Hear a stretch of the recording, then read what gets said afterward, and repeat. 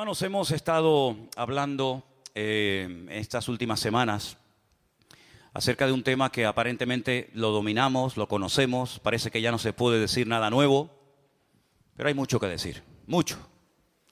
Y aparte es bueno recordar lo que la Biblia dice acerca del tema de la carne y del espíritu. Toda la Biblia, prácticamente todo el Nuevo Testamento, las cartas de Pablo giran en torno a esta enseñanza, a este cambio de vida. Romanos nos dice que los que están en Cristo tienen que vivir según el Espíritu, no según la carne. Gálatas, que es la carta del mismo autor, dice que los que son de Cristo tienen que tener crucificada la carne juntamente con Cristo. Sí, toda la Biblia está llena de textos que nos hablan acerca de la importancia de cambiar, de dejar atrás, de dejar a un lado para siempre todas aquellas cosas que nos han sido un estorbo, han sido un impedimento para nuestro desarrollo, para nuestro crecimiento espiritual. Y cada uno tiene que examinarse, cada uno tiene que probarse a sí mismo y analizar cuántas cosas todavía de la antigua vida pueden quedar en ti. Costumbres, actitudes, recuerdos, etcétera, etcétera. El día jueves, para los que estuvieron y para los que no pudieron estar, leíamos una porción en Génesis 25, si quieren venir conmigo un momentito. Génesis capítulo 25, leíamos esa porción por una razón principal.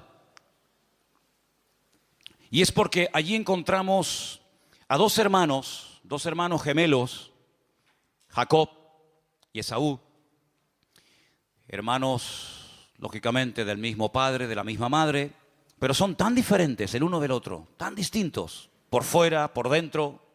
Son como dos personas completamente diferentes. Y me animé a hablar de estos hermanos, me animé a leer algo de Génesis 25, porque quería buscar un pasaje de la Biblia que pudiéramos verlo de una forma clara, para que viéramos la gran diferencia, el abismo que tiene que haber entre una persona que vive en la carne y una persona que vive en el espíritu. No pueden mezclarse las cosas. Ustedes saben, yo lo he dicho muchas veces, que Dios tiene no quiero decir ni la palabra manías, ni la palabra tendencias, porque ninguna encajaría, pero Dios tiene algo que de una forma especial no le gusta, y es las mezclas. Fíjense que cuando el Señor le dio su palabra al pueblo de Israel, a los que eran agricultores, les prohibió sembrar en el mismo campo diferentes semillas. No podían, a veces vamos por aquí por algún campo y ves una cosecha de papas y también ves maíz plantado en la misma tierra.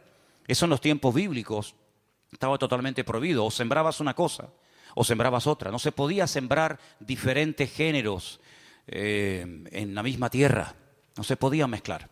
A la hora de arar, a la hora de preparar el terreno, pues no había tractores, evidentemente. Se araba con yuntas de animales.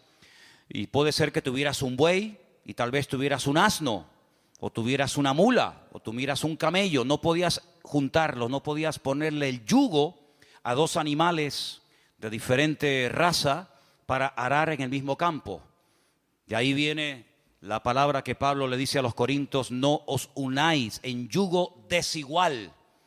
O aras con mulas o el campo vas a arar con bueyes, pero no puedes mezclar un animal con otro y arar el mismo campo. La forma de vestir hasta el día de hoy son muy escrupulosos en eso. No se puede vestir con ropas de diferentes materiales. No te puedes poner ropa de lino y ropa de lana, o ropa de seda y ropa de algodón. A lo mejor el pantalón es de un material y la camisa es de otra. Eso estaba totalmente prohibido y hasta el día de hoy en el pueblo de Israel eso se lleva a rajatabla. Los injertos, algo tan común, ¿verdad? Hoy en día. A veces uno está comiendo una pera, pero a lo último que sabe es a pera. Te sabe a cualquier otra cosa menos a pera. Por el tema de los injertos. En la Biblia estaban totalmente prohibidos los injertos. Y así podríamos hablar de docenas y docenas de cosas que la Biblia prohibía mezclar. Y una de las cosas que no podemos mezclar, ni pretender vivir un poco en la carne y un poco en el espíritu, es totalmente una cosa opuesta a la otra. Y por eso en Génesis capítulo 25 vimos el nacimiento y la vida de estos dos hermanos gemelos tan diferentes entre sí. Vamos a volver a leer la porción, por favor, para recordar un poco lo que hablamos el jueves antes de entrar en materia. En Génesis capítulo 25, dice la Biblia en el verso 21 que Isaac oró al Señor por su mujer que era estéril. Y lo aceptó el Señor y concibió Rebeca, su mujer. Ahí estuvimos analizando las palabras claves en hebreo, en el texto original, para ver la diferencia. Y decíamos que sí, él oró, pero la forma como está la palabra nos da a entender de que no fue una oración superficial, una oración así por encima, sino una oración ferviente, una oración con ganas, una oración con fervor. Y dice que el Señor oyó, el Señor aceptó. Y vimos también que la palabra, lo explicamos bien el jueves, es que Dios se dejó convencer por la oración que Isaac le presentaba al Señor.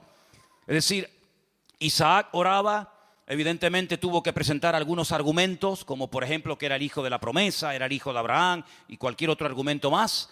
Y dice la Biblia que el Señor dice, está bien, digamos que entre comillas, ¿no? Entre comillas. Me has convencido. ¿Qué quieres? ¿Quieres ser padre? ¿Quieres que sane a tu mujer? Venga, te lo concedo. Entonces vemos que este hombre no oró de una forma superficial, de una forma religiosa, sino que se metió en serio con Dios. Y esta oración la hizo, dice la Biblia, cuando tenía 40 años. Esa es la edad con la que se casó este hombre, Isaac, 40 años. Y dice que cuando nacen sus dos hijos, Jacob y Esaú, tiene 60 años. ¿Quiere decir esto que estuvo 20 años orando?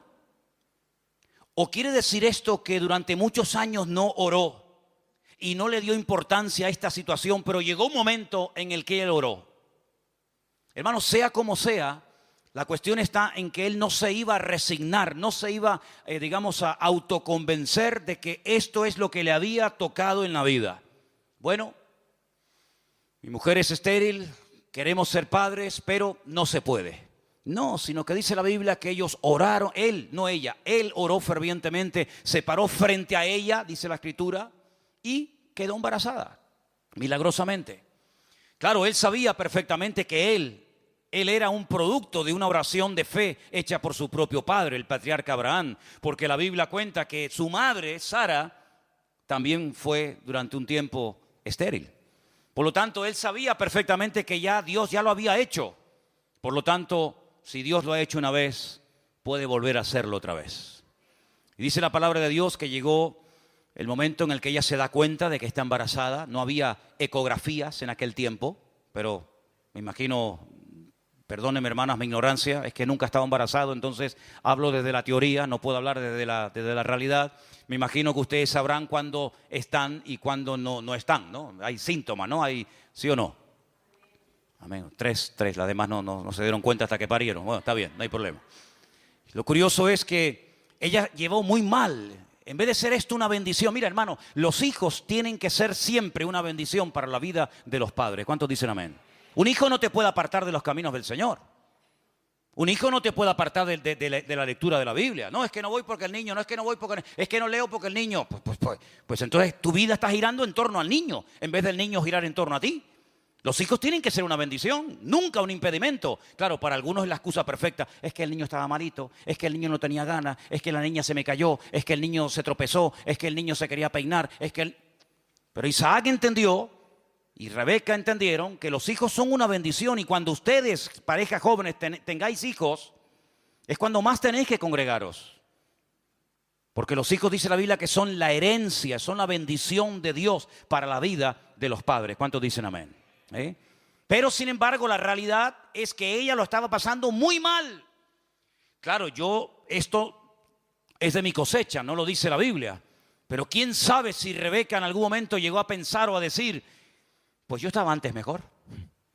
Yo antes, cuando era una mujer estéril y no tenía este embarazo, no tenía estos hijos, yo me encontraba mucho mejor.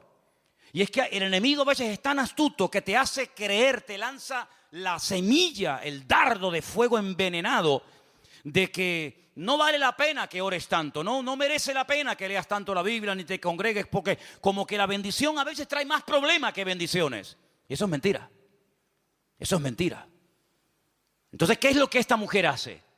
Esta mujer lo que hace es, dice que se va a consultar a Dios. Y eso es lo que tenemos que hacer todos a lo largo de nuestra vida. Cuando algo vaya mal en el matrimonio, cuando haya cuestiones negativas que estén ocurriendo en el trabajo, en la familia, con los hijos, con la esposa, con el marido, no digas, bueno, no, ni bueno ni nada. Dice que fue a consultar al Señor, versículo 22. Se fue a decirle al Señor, pero ¿qué pasa? ¿Esto es una bendición? ¿Esto qué es? Esto es una guerra. Esto es una pelea que tengo en mi vientre. La Biblia nos enseña, y lo vimos claramente el jueves con las palabras en hebreo, que ella tenía una lucha dentro de su interior porque los niños se aplastaban, se pegaban el uno al otro y querían salir los dos antes de tiempo. Increíble. Pero dice que ella fue a consultar al Señor y el Señor le habló. Versículo 23. El Señor le respondió y le dijo, dos, no una, dos naciones hay en tu seno, en tu vientre. Dos pueblos serán divididos desde tus entrañas. El un pueblo será más fuerte que el otro pueblo y el mayor servirá al menor. Ahora, si alguien piensa que Dios lo que hizo fue que predestinó a uno para que fuera de una manera y a otro para que fuera otro, nada más lejos de la realidad. No es que Dios predestinó a Esaú para que fuera como fue, o a Jacob para que fuera como fue, o predestinó a Judas para que sí o sí negara al Señor. No, mi hermano. Lo que pasa es que nuestro Dios es un Dios omnisciente y Él lo sabe todo antes de que acontezca. Y como Él sabe todo, Él sabía cómo iba a vivir, qué decisión, qué pasos, qué estilo de vida, qué filosofía de vida iba a adoptar Esaú y Jacob. Como Él lo sabe y aún ni siquiera han nacido, lo que Él hace es que le adelanta parte del futuro a su madre y le dice, mira, ¿sabes lo que pasa? Que tú en tu vientre llevas dos naciones, dos estilos de vida completamente diferentes. Y llegará el momento en el que salga primero, el mayor, terminará sirviendo al menor. Pero no es porque Dios ya le colgó, permítame la expresión, el San Benito a uno y al otro no, sino que Dios, como ya sabe todo de antemano, le contó la película o alguna escena de la película a su mamá antes de que los niños nacieran. ¿Me explico, hermanos?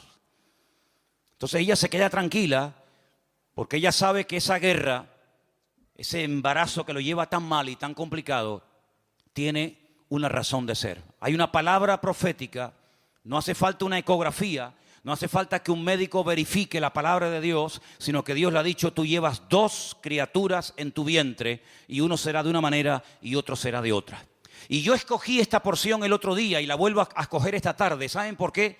Porque tenemos que tener bien claro lo que es la carne, cómo se comporta, cómo piensa, cómo actúa, a dónde nos quiere llevar, qué consecuencias a corto y a largo plazo hay para una persona, para una familia, para un matrimonio que quiera vivir en la carne constante y permanentemente, y qué consecuencias y qué cosas buenas y cuántas puertas en la vida se pueden abrir si tomas el camino, si tomas la senda de vivir en el Espíritu.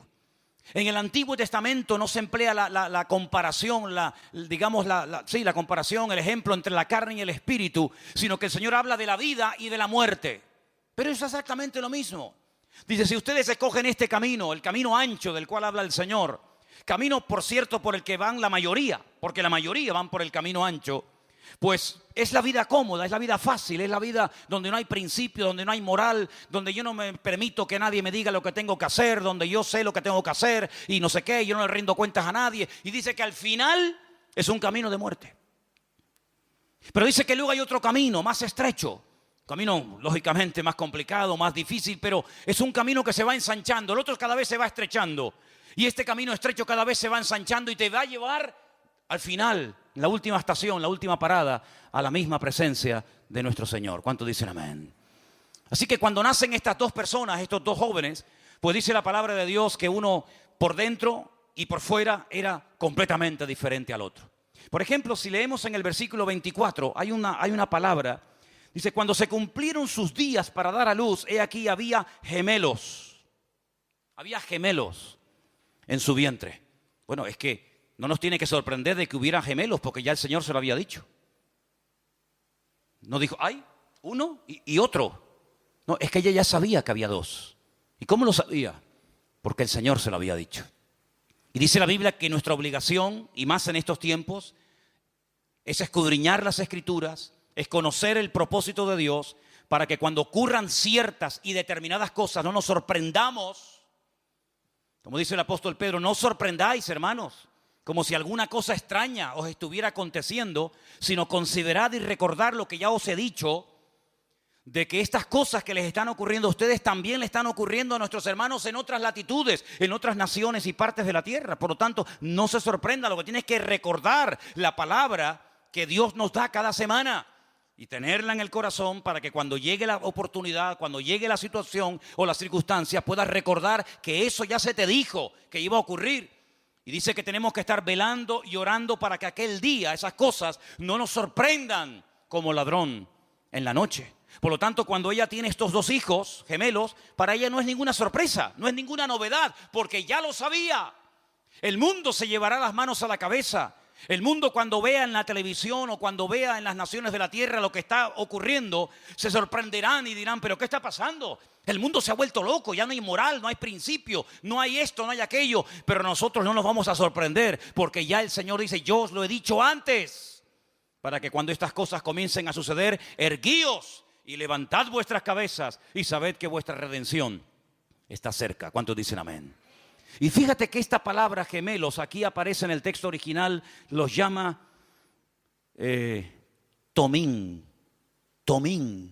Pero sin embargo hay otro versículo que quiero que leamos muy rápidamente, o si quieren yo se lo leo, en Génesis 38, 27, donde hay otra pareja de gemelos, Génesis 38, 27, cuyo padre es Judá y cuya madre es Tamar.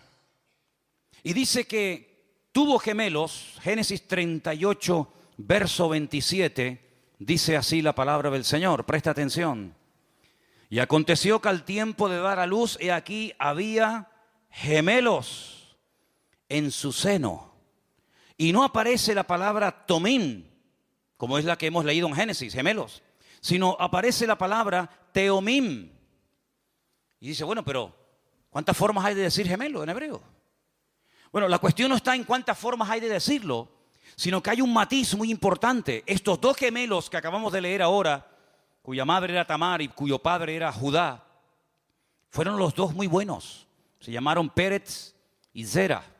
Fueron dos chicos muy buenos. De uno de ellos viene la descendencia del Mesías, del Señor Jesucristo. Pero sin embargo, los dos hermanos que han nacido, Jacob y Esaú, los dos no son buenos. Los dos no van a ir por el mismo camino, sino más bien todo lo contrario. Y para diferenciar a unos gemelos de estos gemelos, el Señor emplea otra palabra para darnos a entender de que cuidado, estos dos nos van a enseñar muchas cosas. Podemos aprender mucho de Jacob y también podemos aprender mucho de Esaú. Ahora fíjense que en el momento del nacimiento, en el versículo 25, dice que salió el primero, dice aquí, rubio, Admoní. Y la palabra Admoní realmente no es rubio, es pelirrojo o rojizo. Me dio por buscar en Primera de Samuel cuando dice que David era rubio. Ustedes saben que David para mí es mi gran debilidad, me gusta muchísimo ese personaje. Y dice la Biblia que era de hermosos ojos, de buen parecer, y dice que también era rubio. Y la palabra que aparece ahí es exactamente la misma que aparece cuando se habla del nacimiento de Saúl. Dice que era Admoní, así que probablemente era pelirrojo, más que catire, ¿no? Como dicen los venezolanos, más que rubio, era realmente rojizo. Todo en Esaú es rojo, todo. Dice que se le llegó a llamar Edom, que significa rojo. Su piel, su pelo, todo era rojo. Y es que lo natural es un reflejo de lo espiritual. Serían un derramador de sangre, como no te puedes imaginar. El libro de Hebreos lo define como un profano, como una persona que era el primogénito, Bejor, y no quería la berajá. Si la palabra bejor, primogénito, con berajá están entroncadas. Son palabras que casi se escriben igual. Y él era el primogénito y tenía el derecho de poder heredar 3/4 partes de la herencia que en el futuro dejaría a su padre para él y para su hermano. Él como primogénito podría heredar 3/4 partes y la otra parte para el menor. Pero no solamente eso, sino que a la hora de la despedida, su padre pondría las manos sobre su cabeza y le transmitiría la bendición. Y esto es lo más importante, porque uno en la vida puede tener más o menos. Puedes tener mejor coche o peor coche, mejor casa o menos casa, mejor ropa o peor ropa. Eso es lo de menos, porque el hombre, el valor no es lo que tiene. ¿Estamos de acuerdo? Sino lo que es. Y Esaú era un hombre carnal. Esaú era una persona que realmente era un desastre, permítame. Pero cuando el padre orara por él y le transmitiera la bendición, su vida iba a cambiar completamente. Porque dice la Biblia que lo que enriquece, y lo dice Proverbios, ustedes lo saben, lo que enriquece la vida de un hombre no es lo que tiene, sino es la bendición de Dios. Por eso hay gente que tiene un patrimonio tremendo, tienen casa, tienen dinero, tienen joyas, tienen, pero no tienen lo principal, que por cierto no se puede comprar con dinero, y es la bendición de Dios. Así que hay gente que tiene cosas, pero no tiene la bendición de Dios. Pero teniendo la bendición de Dios, uno lo tiene todo. ¿Cuántos dicen amén? Porque años más tarde, 20 y tantos años más tarde, cuando se produce el reencuentro, cuando viene Jacob de la casa de Labán, casado con sus mujeres, con sus hijos, y se encuentra con Esaú, que viene con 400 hombres armados. Y Jacob tiembla porque dice: este hombre viene a por mí, a matarme. Cuando ellos se encuentran, pues allá hay un juego de palabras muy bonito y muy interesante, porque Esaú dice: yo tengo de todo. Y Jacob le dice: yo tengo todo gracias a Dios. Como diciendo: tú tienes de todo, pero tú no tienes la bendición. Yo tengo todo y tengo encima la bendición de Dios. Y por eso es un hombre que llegó a pelear físicamente, dice la Biblia, con un ángel, con un varón, porque él le dio valor a lo largo de toda su vida a tener la bendición de Dios. Yo creo que algunas personas, si tuvieran más la bendición de Dios, no se afanarían tanto por tener y por conseguir tantas cosas en la vida. Hay gente que toda la vida se la han pasado peleando para tener y tener cosas, para llegar a una edad en la vida y tener una estabilidad, una especie de bienestar. Mi casita, mis no sé qué, mis no sé cuántos. Pero nunca han peleado con la misma fuerza y con la misma intensidad para tener la bendición de Dios. Y Jacob fue un hombre que peleó. Yo sé que el fin no justifica los medios, pero Jacob fue un hombre que siempre valoró el tener la bendición de Dios sobre su vida. Y yo animo a todos los que están aquí presentes y todos los que nos están escuchando y viendo en sus casas, que lo que busquemos en la vida, por lo que debemos de luchar, es por la bendición de Dios. Porque todo lo que tienes así lo puedes perder en décimas de segundo. He conocido gente, no mucha, pero he conocido algunas personas que invirtieron su dinero en acciones, en bancos, y tenían una confianza tremenda porque les habían prometido que los intereses iban a ser maravillosos, y lo han perdido todo y todavía no se han recuperado del palo que se llevaron. Pero cuando Dios te da una bendición, nada ni nadie te la puede quitar. Ningún banco, ningún hombre, ninguna mala mujer, ningún mal amigo. Nadie te puede robar la bendición de Dios. Porque dice la Biblia que Dios no añade maldición con la bendición. ¿Cuántos dicen amén? Y hermanos, cuando este hombre nace, Esaú nace, dice que lo llamaron Esav. Lo llamaron Esaú, como tenemos en nuestras Biblias. Y esta palabra es muy interesante porque es una palabra que viene de una raíz hebrea que significa que ya está terminado. El nombre Esaú, de Esav, viene de algo que da a entender como que ya está terminado, ya está hecho, ya está completo. ¿Qué es lo que quiere decir la Biblia? No se sorprendan por lo que les voy a decir. Cuando vieron el cuerpo de Esaú tan peludo, dijeron: es como un hombre en el cuerpo de un bebé. Eso fue lo que pasó cuando vieron a Esaú. Por eso dice que lo llamaron. Dijeron, ahí va, es un Esaú. Es un hombre terminado en un cuerpo de un niño pequeñito, de un bebé. Qué cosa tan curiosa, ¿no? Es decir, ya está todo terminado. Solamente tendrá que ir creciendo, pero tiene todo el pelo, todo. Claro, si llegara a hablar, hablaría. Hola, ¿qué tal? Me llamo Esaú. Ya hasta la voz la había cambiado de pequeñito, ¿no? Tremendo, ¿no? Sin embargo, dice que a Jacob lo llamaron Jacob, porque cuando salió agarró el Ekev, Jacob, Ekev, agarró el talón de su hermano, y dice que ahí lo agarró, y eso llamó la atención a los que estaban allí en el parto, y dijeron, mira, viene trabado del calcañar del talón de su hermano, y por eso su nombre tiene que ver con la letra Yod, con la palabra que hace referencia al talón.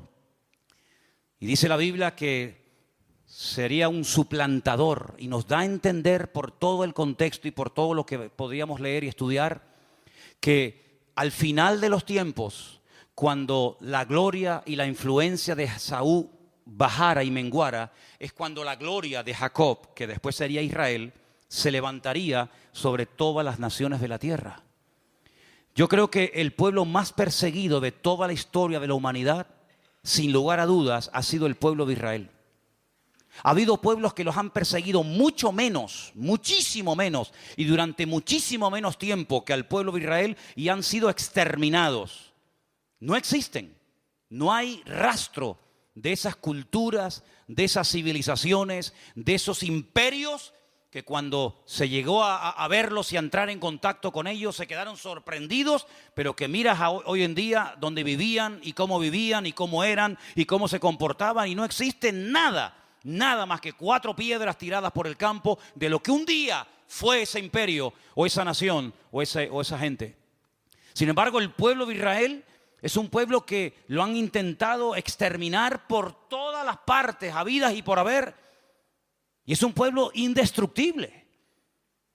7 guerras en 60 años, 7 guerras en tan solo 60 años. Dígame un país moderno, me da igual si es de Europa o de Latinoamérica o de cualquier otro lugar, un país que haya tenido 7 guerras en 60 años y hayan sido atacados por tierra, por mar y por aire, en algunas ocasiones por cantidades de naciones armadas hasta los dientes, cuadruplicando el armamento y los soldados, y han sido totalmente arrasadas y destruidos.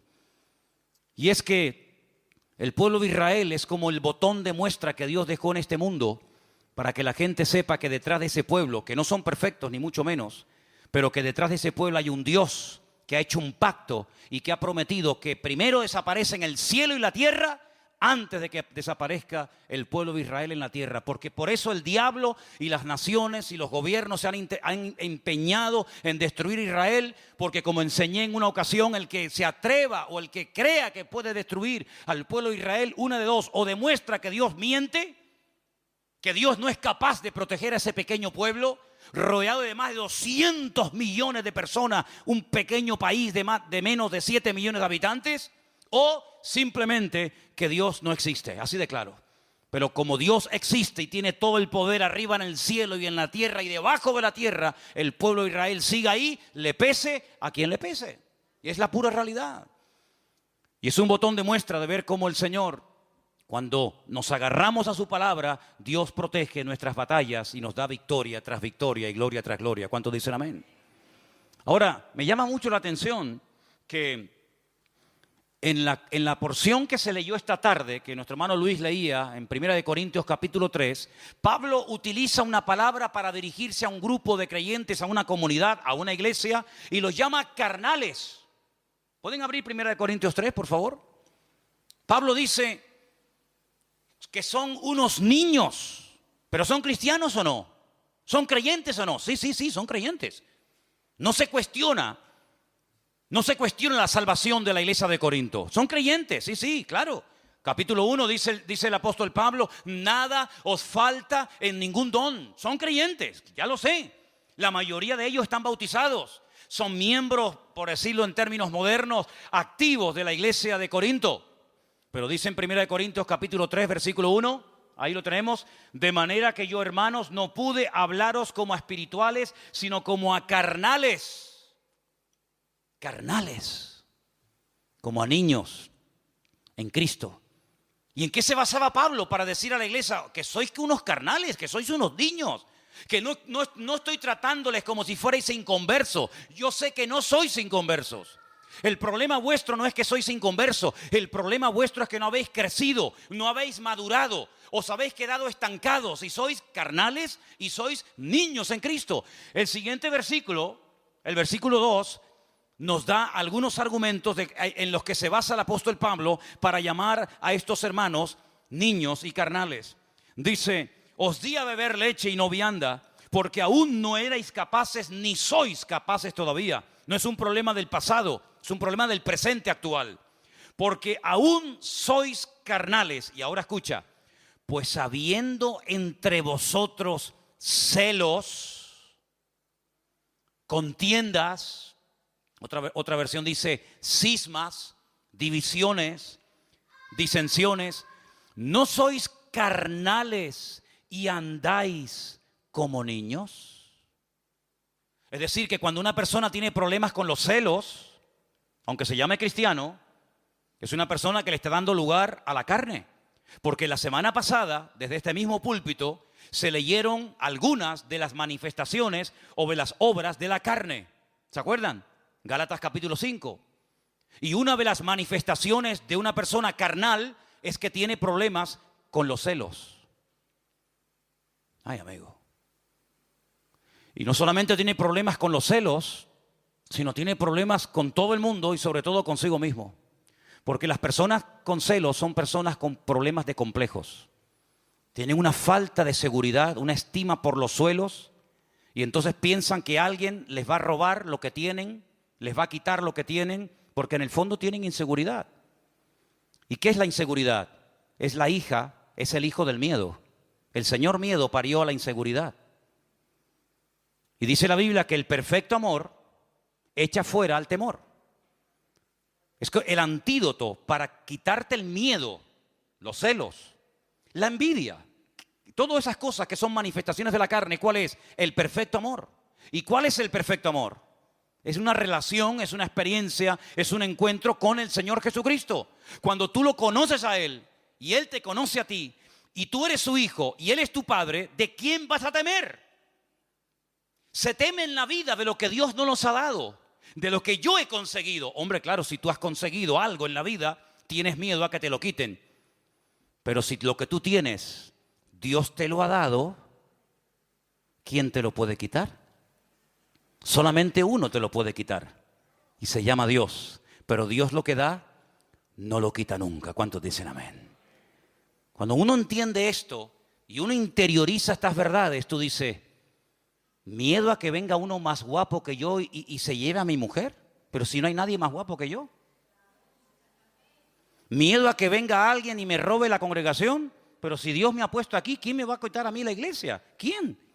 No me puede quitar nadie a la iglesia porque no es mía, es del Señor. Y habrá que quitársela primeramente a Él para luego quitársela al instrumento que Dios puso en ese lugar. Cuando uno tiene claro quién es, cuando uno tiene claro su identidad en el Señor, uno puede dormir en paz, ir por la vida tranquilo, seguro. No está siempre imaginándote, sospechando, ¿verdad? Hay algunos que tienen el don, no de discernimiento de espíritu, se llama el don de la sospecha. Siempre están sospechando de todo y de todos. Pero cuando uno tiene su identidad y su vida escondida con Cristo y Cristo en Dios, puedes dormir en paz, puedes salir de tu casa y no tienes ningún temor. ¿Por qué? Porque todo lo puedo en Cristo que me fortalece.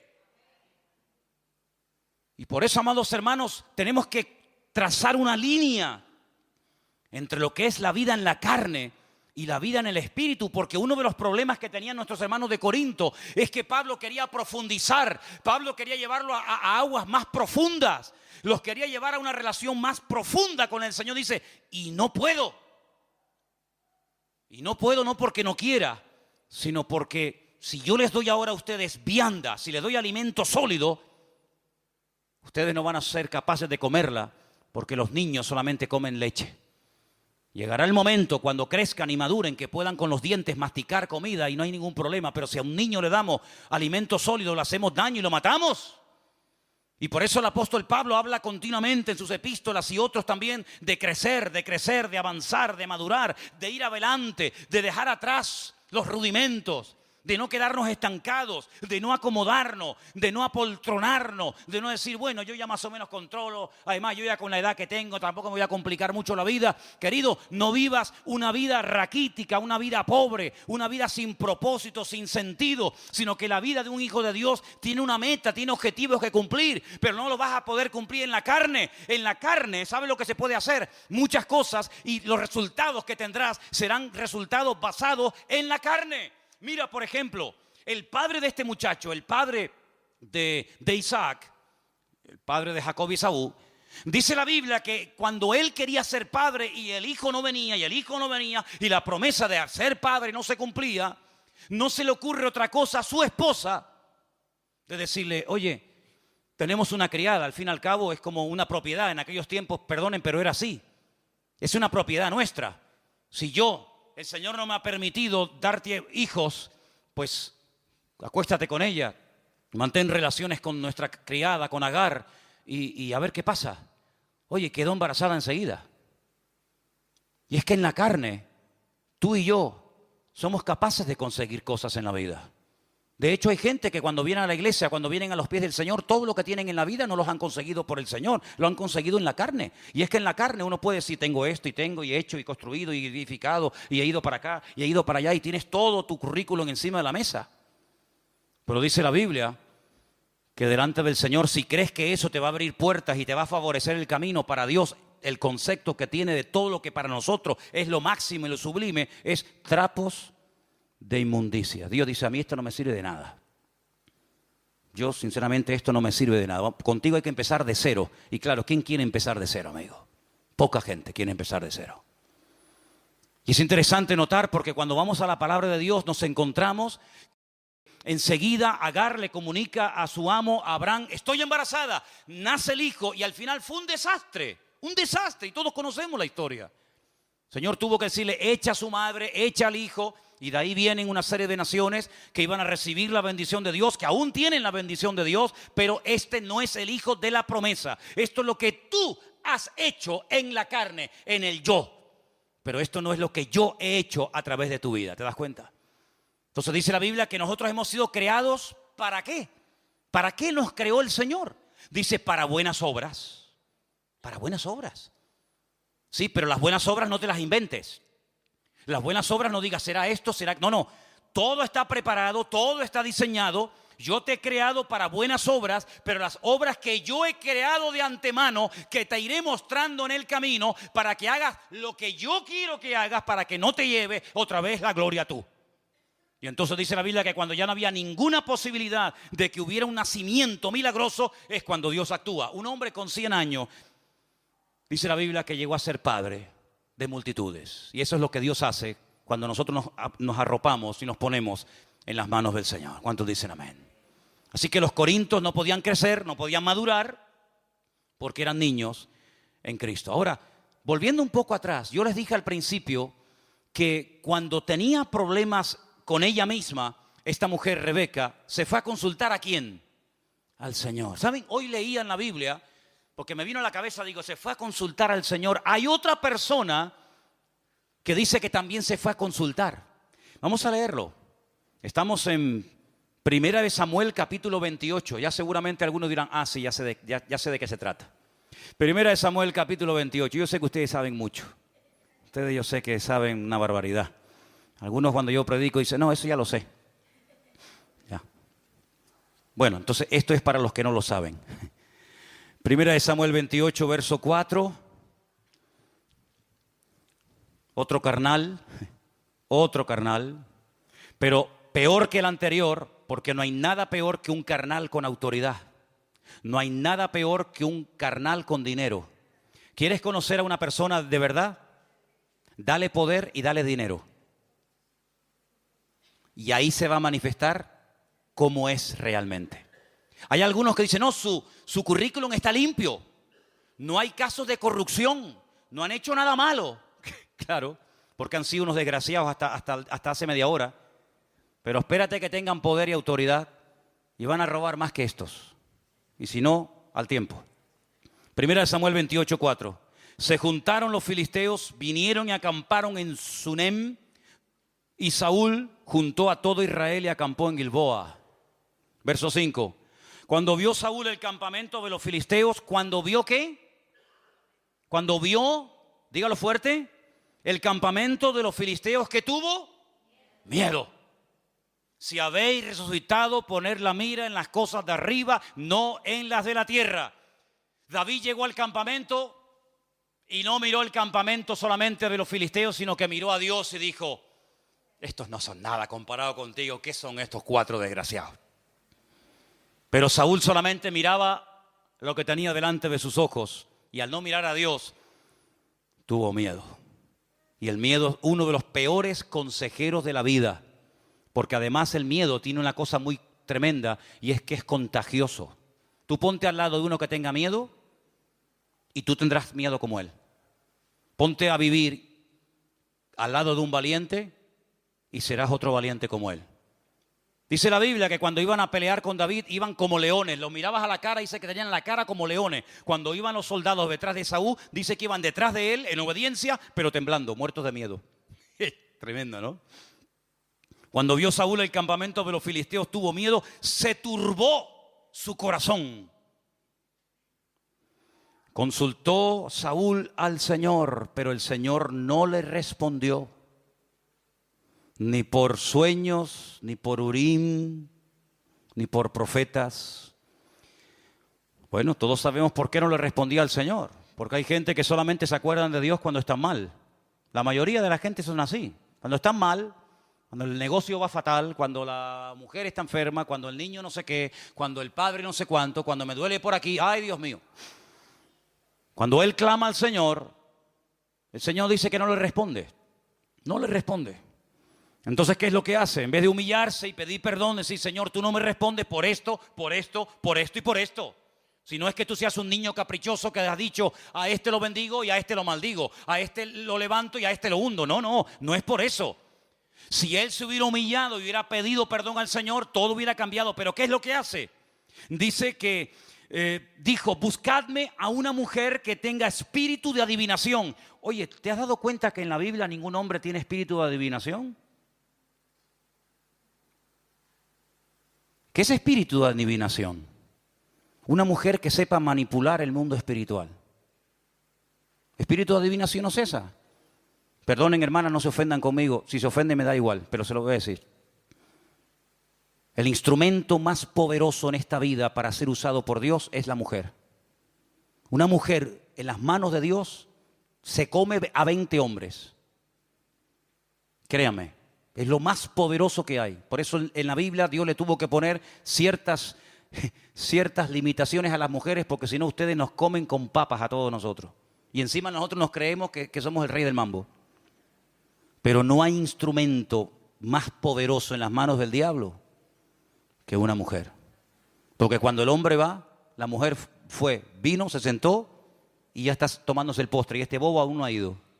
Amigo, buscadme a una mujer, no dice a un hombre. No, buscadme a una mujer que tenga un espíritu de adivinación. Alguien que sepa manipular las cosas. Y claro, el que busca encuentra, en lo bueno y en lo malo. Buscadme a esa mujer, yo voy a ir a ella y le voy a preguntar. Y sus criados le dijeron: aquí hay una mujer en Endor que tiene espíritu de adivinación. Sabían hasta dónde vivía. Se disfrazó. ¿Se disfrazó para qué? Se disfrazó Saúl, se puso otros vestidos. Aunque la mona se vista de seda, mona se queda. Y se fue con 2 hombres. Hasta le da miedo ir solo a hablar con ella. Tiene que ir acompañado. Es como decir: ¿me acompañas al baño? Igual. Vinieron a aquella mujer de noche y le dijo, de noche, fíjate: yo te ruego que me adivines por el espíritu de adivinación y me hagas subir a quien yo te dijere. Fíjate, cuando aquella mujer lo estaba pasando mal, ella no protestó, no se quejó en contra del Señor, No dijo, esto no es una bendición, esto es un desastre, yo quiero abortar, yo no quiero ser madre, quítame esto de mí. No, ella se va a consultar al Señor, se refugia en el Señor y el Señor le da palabra, la consuela, la anima. Y hermanos, esa palabra esta mujer la tomó y después vamos a ver detalles muy interesantes, cómo esta mujer creyó a la palabra del Señor, cosa que su marido no hizo. Sin embargo, este hombre va a consultar ¿a quién? Al enemigo. Si no me responde Dios, pues que me responda el diablo. Tremendo. Y dice la Biblia que al día siguiente Saúl, se suicidó. Toda persona que entra en contacto con tabla de la ouija, con brujos, con santeros, con adivinos, con magos, con umbanda, quimbanda, candomblé y toda esta basura que el diablo tiene esparcida por todas las naciones de la tierra, terminas atado, ciego, destruido y muerto, querido hermano. Así de claro. Porque el diablo viene a hurtar, a matar y a destruir. Y si tú te crees que a ti no te va a pasar lo que le pasó a fulano, te engaña. Estás tan ciego que ni siquiera ves que estás peor que aquel. Dice la palabra de Dios que terminó quitándose la vida. Y ese día que Saúl cayó, cayeron todos los que estaban con él. Ándate con ojo con quién estás pasando tu tiempo. ¿Cuáles son? ¿Dónde están tus amistades? ¿Dónde está tu corazón? Porque dice la Biblia que ese día cayeron todos los hijos en el mismo monte Gilboa donde Saúl murió. Incluso el íntimo amigo del rey David, Jonatán. Amigo mío, que tu amor me fue más dulce que el de las mujeres, dijo David cuando se enteró de la muerte de su amigo Jonatán. Así que, hermanos, una consulta a Dios, otro consulta al diablo, y el que consultó al diablo terminó sus días antes de tiempo, murió antes de tiempo, acortó sus años, porque cuando una persona desobedece a Dios, acorta sus años de vida. Uno dice, ¿cómo? ¿Qué cantidad de gente joven está muriendo, no? ¿No se han dado cuenta? Yo todos los días, o casi todos los días, leo las esquelas. Antiguamente la gente moría muy anciana, cada vez la gente te encuentras y dice, pero mira, un 24, 40, 28, 30 y tanto. Hermanos, cuando se juega con Dios, cuando se vive en el filo de la navaja, cuando se vive en la carne, estás acortando tus años de vida. Cuando el Señor te ha prometido unos años, pero tú por tu vida loca y por tu vida desordenada puedes morir antes de tiempo. Incluso arrastrar a otros contigo. Es que increíble lo que estamos hablando esta tarde, hermanos. Porque Dios es el Dios de la vida, no el Dios de la muerte. ¿Cuántos dicen amén? Algunos se inmolan y algunos matan a otras personas siendo jóvenes, creyendo que están dándole un servicio a Dios y lo que están haciendo es poner sus vidas al servicio del diablo. Porque jamás el Señor va a utilizar la muerte como una bendición, como un medio para llegar a su presencia, ni mucho menos. Ahora fíjate qué curioso, cuando Isaac está a punto de morir, lo leía hoy esta mañana en casa. Dice la palabra de Dios que le dice a Esaú, ven un momento, vete, prepárame comida, tráemela, que te voy a bendecir. Es curioso porque la Biblia dice que esa conversación, su mujer, Rebeca, la oyó. Qué cosa, ¿eh? Ten cuidado lo que hablas, amigo.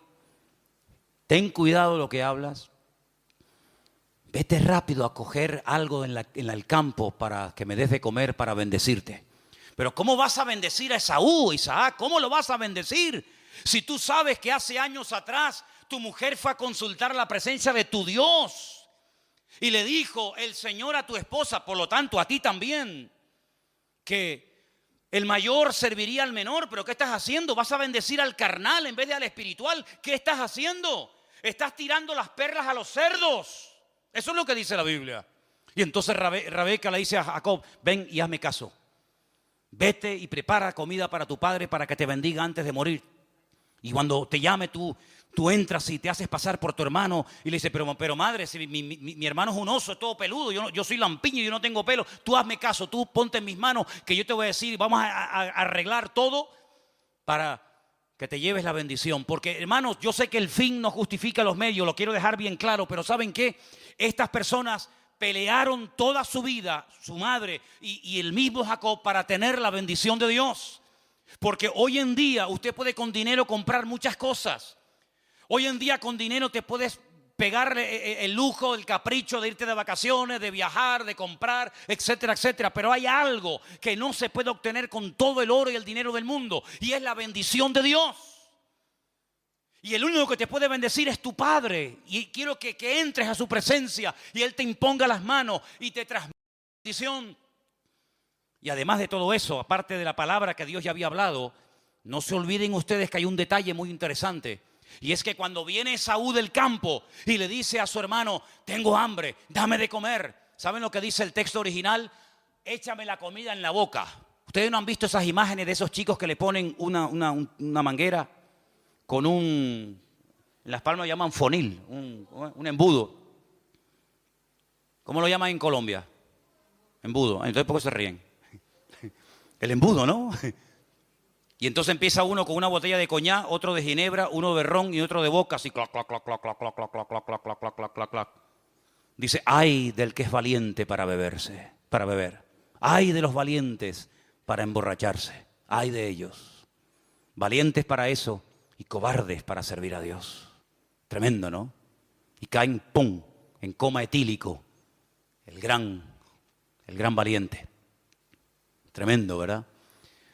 Pues Esaú llega y le dice al hermano, échame la comida. Así le dice, échame de ese guiso rojo. Y lo menciona 2 veces. Échame en la boca como si fuera un animal. Tírame así la comida de esas lentejas rojas. Y Jacob le dice, está bien, a cambio de algo, la primogenitura, amigo. Y dice Esaú, ¿y yo para qué quiero la primogenitura? ¿De qué me va a servir a mí si yo dentro de unos años voy a morir? ¡Qué visión tan corta! La persona carnal no tiene visión de futuro. Es una persona que vive solamente el día a día y no le interesa nada más. No le interesa dejarle una herencia espiritual a su familia. No le interesa. Todo lo basa en lo material, todo lo basa en estudio, en carrera, en dinero, no sé qué. Sin embargo, dice Jacob, bueno, lo que tú no quieres, dámelo a mí. Y dice que le vendió su primogenitura por un plato de lentejas. Ese es el valor que le está dando a la bendición de Dios. Hermanos, ¿ustedes valoran la bendición de Dios? ¿Para ustedes es importante la bendición de Dios? ¿Es importante tener una iglesia? Pues cuídenla y peleen por ella. ¿Es importante que ustedes en su vida tengan a unos pastores? ¿Sí o no? Pues cuídenlos. Cuídenlos. Es importante tener instrumentos y tener un lugar donde reunirnos y tener una página web que podemos bendecir al mundo. Es importante las bendiciones que Dios nos está dando, pues pelee por ellas. Dice hasta la sangre si hace falta pelear por la bendición de Dios. Eso es lo que Pablo dice al final de su vida. He peleado. ¿Pero qué has peleado? ¿Por qué has peleado? ¿Te has reventado para qué? ¿Para qué te has reventado? No, yo me he reventado y he peleado la buena batalla. No cualquier batalla. He peleado la buena batalla. He acabado la carrera y he guardado la fe. Y eso es vivir en la carne y eso es vivir en el Espíritu. Obtener la bendición de Dios. Crucificar la carne, consultar con el Señor, esperar en Dios hasta que Dios me hable, no entrar en desesperación, en amargura, en queja, en lamento, sino decir, bueno, Dios tiene todo bajo su control. ¿Cuántos dicen amén?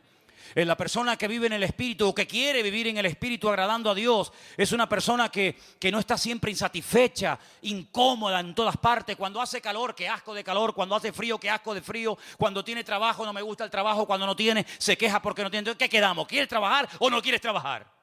Sí, pero siempre hay un pero, una insatisfacción constante y permanente. Es una señal, es el botón de muestra de una persona carnal. Nada espiritual, la insatisfacción, nada le llena. Siempre está buscando un juguete para entretenerse. Cuando no es el coche, es la moto. Cuando no es la moto, es la avioneta. Cuando no es la avioneta, es la natación. Cuando no es el parapente. Cuando no es el trompo. Cuando no es el yoyo. Y cuando no, yo qué sé lo que es. Es una insatisfacción permanente. Sin embargo, dice la Biblia que la persona espiritual es la persona que vive en paz. ¿Cuántos dicen amén? Con lo mucho y con lo poco, vive en paz. Porque para vivir en paz no hace falta tener, sino lo que hace falta es la bendición de Dios. Y Jacob la obtuvo. Sí, cuidado, ya sé, algunos estarán pensando, pero no todo fue bonito y bueno en Jacob, ¿no? Y en ti y en mí tampoco. Sí, da la impresión de que a veces decimos, no, es que Jacob no sé qué sí, pero espérate, no hablé de Jacob, hablé de ti. Desde que nos hemos convertido, hermanos, hasta el día de hoy hemos sido niños buenos. Hemos obedecido siempre al Señor, nunca hemos metido la pata, nunca nos hemos apartado, enfriado. Vamos a dejar a Jacob tranquilo, porque Jacob es un hombre que está en la Biblia, mi nombre ni siquiera aparece ahí. Por lo tanto, máximo respeto a los personajes de la Biblia, a los patriarcas, ¿verdad? Pero hay un denominador común en este hombre que es a lo que yo quiero apuntar esta tarde, y es que Jacob, a pesar de sus debilidades, a pesar de su carnalidad también, que la tenía como todos en la vida, y a pesar de sus imperfecciones, a pesar de todo eso, Jacob era un hombre que amaba al Señor. Y quiero leer un versículo en esta tarde, dice el versículo 27, estamos en Génesis 25, 27, y ya voy terminando. Los niños crecieron y Esaú fue diestro en la casa. Siempre donde hay sangre está metido Esaú, siempre. El pelo rojo, el nombre rojo. Todo en la vida de Esaú es sangre, sangre, sangre, sangre, todo, siempre igual. ¿Cómo dice la Biblia que era Jacob? Dice que era varón quieto. Habitaba en tiendas. Una persona reflexiva, una persona que decía, espérate. Mi hermano está todo el día corriendo para acá, para allá. Ahora mata un león, mañana un oso, mañana un tigre, mañana un... Jacob era un hombre reflexivo que decía, en la vida no solamente es cuestión de tener buena comida y buena casa y buena ropa, sino buscar la bendición de Dios. Y la Biblia nos enseña que ese ansia, ese anhelo, ese deseo de buscar la bendición de Dios le trajo problemas, ¿sabes? La unción, el toque de Dios sobre tu vida, si lo tienes, no digo la salvación si la tienes, ahí está. Digo ese toque, ese favor de Dios, ese respaldo de Dios, si lo tienes, tú sabrás, siempre trae y despierta celos y envidia, siempre trae persecución, siempre trae de alguna manera u otra problemas con otras personas. Tuvo que huir de la casa porque su propio hermano lo quería matar. Cuando llega a la casa de Labán, su suegro también le hace unas triquiñuelas y le quiere amargar la vida. Al final, después de 22 años, tiene que salir Jacob de allí y empezar de cero una vida con su familia, con sus hijos, con su esposa, ¿verdad? Pero ¿saben una cosa, hermanos? Llegó un momento, llegó una noche, cuando Jacob dice, mañana llega el momento del encuentro con mi hermano. 22 largos años han pasado, no nos hemos cruzado en el camino, pero mañana llega la hora de la verdad. Mañana me enfrentaré a mi hermano Esaú. Yo lo he perdonado, yo no tengo nada contra él, pero él todavía tiene deseos de matarme. Dice que divide a la familia en varios campamentos. Cuando uno divide es porque tiene miedo, y él tenía mucho miedo. Pero dice que esa noche peleó contra un ser, la Biblia dice un hombre, lo más probable es que fuera un ángel. Y dice la Biblia que peleó toda la noche hasta que comenzó a salir el sol. Y cuando ya este ángel o este ser se quería marchar de él, le dice, suéltame, ya me tengo que ir. Y Jacob le dice la famosa frase, todos la conocemos, ¿no? No te dejaré hasta que no me bendigas. No te voy a soltar, me da igual, llevo toda la vida peleando, me levanto y caigo, ahora con mi hermano, ahora con mi padre, ahora con mi suegro, ahora conmigo mismo, pero ahora reconozco que ha llegado un momento crucial en mi vida. Ya no soy el niñito de 15 años, ya no soy el niño mimado de mi madre, ahora estoy solo delante de Dios y quiero que me bendiga porque quiero cambiar definitivamente de vida. Y el ángel le dijo, está bien, a partir de hoy tu nombre será diferente.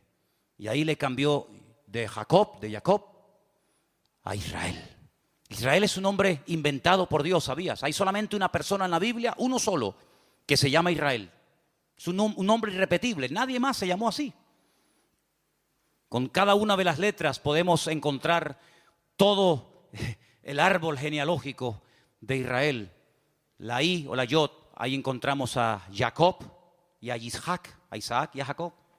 Con la letra Shin, pero con sonido S, encontramos a Sara, ¿verdad? Con la letra Resh de Ra, ¿verdad? Encontramos a Rebeca y a Raquel. Con la letra Aleph de él encontramos al patriarca Abraham, y con la letra Lamed de Israel encontramos a Lea, y es un nombre en que aparecen los patriarcas y las matriarcas. Y yo hoy te cambio el nombre, pero dice la Biblia que le tocó aquí ¿cómo es? La coyuntura aquí del fémur, le tocó y dice, y lo dejó cojo para toda la vida. Te cambio el nombre, vas a cambiar a partir de ahora, pero a partir de hoy ya no vas a correr tanto. Ya has corrido mucho, amigo. Has recorrido mucha vida. A partir de ahora vas a ir a mi paso, ¿sabes? Hasta hoy has hecho lo que te ha dado la gana.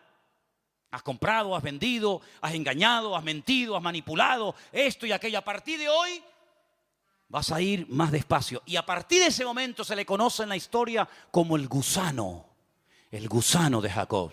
Fue despacito el resto de su vida. Y cuando llega a Egipto, tiempo más tarde, le dice el faraón: ¿y usted cuántos años tiene? Y le dice Jacob: tengo pocos años y malos, la mayoría de ellos. Tenía más de 100 y pico de años de edad. Pero él llegó a reconocer que los mejores años de su vida no fueron ni su juventud, ni su infancia, sino los mejores años de su vida, ¿saben cuáles fueron? Cuando se encontró con Dios y el Señor le cambió. Realmente nuestra vida, cuando ha comenzado a llamarse vida, es cuando nos encontramos con el autor de la vida, con nuestro Señor Jesucristo. Crucifiquemos la carne, no hagas pacto con ella, crucifiquen la carne como Cristo hizo con la suya, para que podamos vivir el resto de vida que nos queda en victoria con la bendición de Dios. Y quiero solamente decir algo, lo dije el otro día, por si alguien se lo ha preguntado, por si alguien lo está pensando ahora mismo, pero esto de la lucha, de la guerra, de las tentaciones, ¿esto cuánto tiempo dura más o menos? Toda la vida. ¿Cómo? Toda la vida. Cada día muero, dijo el apóstol Pablo. Usted la semana pasada estuvo bien, no pecaste, perdonen la expresión, no metiste la pata, no hiciste nada incorrecto, todo te salió bien, oraste, leíste la palabra, ¡gloria a Dios! Pero hoy empieza una nueva semana. Y no podemos vivir de las glorias del pasado como los artistas, como los famosos del deporte. Cada día empezamos de cero. ¿De qué sirve haber estado 20 años bien si la última semana de tu vida lo tiras todo por la borda? ¿De qué sirve? Corramos con paciencia la carrera que tenemos por delante, puestos los ojos en el autor y consumador de la fe, y dejemos que el Señor nos cuide y nos proteja para que nuestra vida no sea una vida de altos y de bajos, sino una vida en una línea recta de crecimiento y de madurez en los caminos del Señor. Pero vivamos en el Espíritu y desterremos la carne en nosotros. ¿Cuántos dicen amén? Cierra tu favor ahí donde estás. Vamos. Quiero que en esta tarde, con esta palabra y otras que has oído en las últimas semanas, una vez más le digas al Señor en tus propias palabras: Señor, yo quiero vivir en el Espíritu, quiero vivir agradándote a ti en todo lo que haga y en todo lo que diga. Ayúdanos, Señor, a esforzarnos. Ayúdanos, Señor, a dejar a un lado las batallas carnales innecesarias e inútiles, y que podamos con tu ayuda, con tu bendición, seguir adelante en la batalla. Gracias, Señor. Guárdanos, guárdanos del maligno. Protege nuestro corazón, protege nuestra vida. Nos ponemos en tus brazos, Padre querido. Cuídanos, Señor. Cuídanos, Señor. Y danos de tu bendición, porque la bendición tuya es la que enriquece el alma. Bendice a mis hermanos aquí presentes, los que están ahora viendo, escuchando el mensaje en sus hogares, los que lo verán más tarde después, Señor, que sobre todos y cada uno de nosotros esté tu bendita bendición, Señor. Tú eres bueno y maravilloso, y te pedimos, Dios mío, que en esta semana tú nos ayudes a caminar en victoria. En el nombre bendito de Jesús. ¿Cuántos dicen amén?